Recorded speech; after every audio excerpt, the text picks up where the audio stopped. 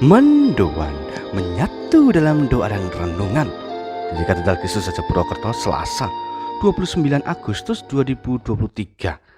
Saya Romo IA. Selamat pagi saudara-saudari, berkat dalam, semoga kita sehat selalu. Hari ini adalah peringatan wafatnya Santo Yohanes Pembaptis, seorang martir. Kita akan mohon rahmat, akan mempunyai kerendahan hati di dalam membuat kebaikan bagi banyak orang. Untuk itu kita bekali diri dalam karya hidup kita hari ini melalui Injil dari Markus bab 6 ayat 17 sampai dengan 29. Dalam nama Bapa dan Putra dan Roh Kudus. Amin. Tuhan bersamamu dan bersama rohmu. Inilah Injil suci menurut Markus.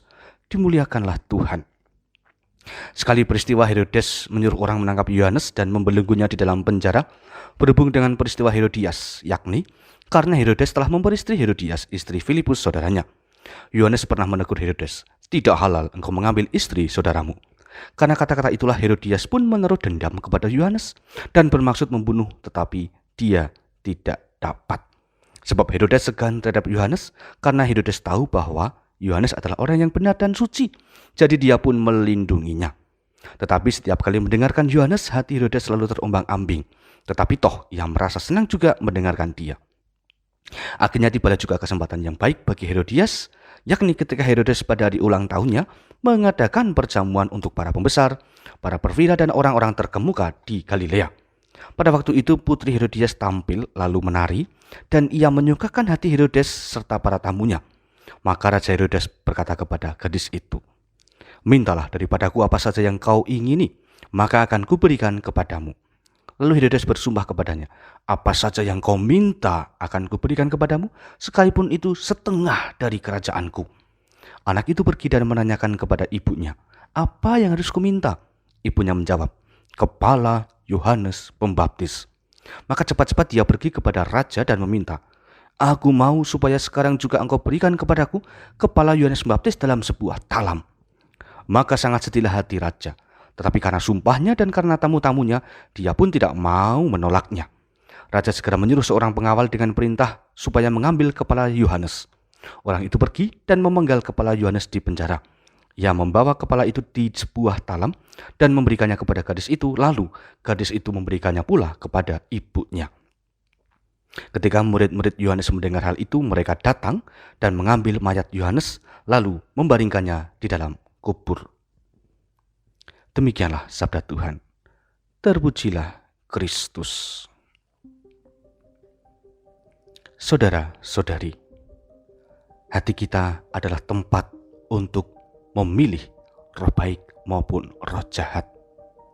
Seringkali kita berani memilih roh baik, tetapi selalu saja roh jahat mengombang-ambingkan. Maka sebagaimana Herodes, hidup kita kadang selalu terombang-ambing antara memilih yang baik atau cenderung lebih memilih yang jahat. Hari ini melalui Injil kita semua diingatkan bahwa kalau kita memilih yang jahat, pasti ada salah satu pihak atau banyak pihak yang dirugikan. Karena dendam yang ada pada diri Herodias, maka Herodes pun juga ikut berbuat jahat. Dia berpartisipasi dalam pembunuhan Yohanes Pembaptis. Kita diajak oleh Yesus untuk menjadi pribadi yang baik, yang penuh kasih, yang mengampuni. Maka kalau kita punya sakit hati, punya dendam pribadi, maupun hal-hal yang membuat kita merasa menderita karena orang lain, mari dengan penuh kesabaran kita memberikan pengampunan kepada mereka semua. Hati yang terbuka untuk diberi masukan, kritikan adalah hati yang dipenuhi dengan roh Allah. Kita belajar agar hidup kita setiap hari bukan merugikan orang lain, tetapi selalu mewujudkan kesejahteraan bersama. Itulah perintah yang diinginkan Tuhan agar kita lakukan. Maka saudara-saudari, mari kita melihat perjalanan hari ini. Kapan sajakah kita tetap memilih pada roh baik dan kita membuang atau mengalahkan roh jahat?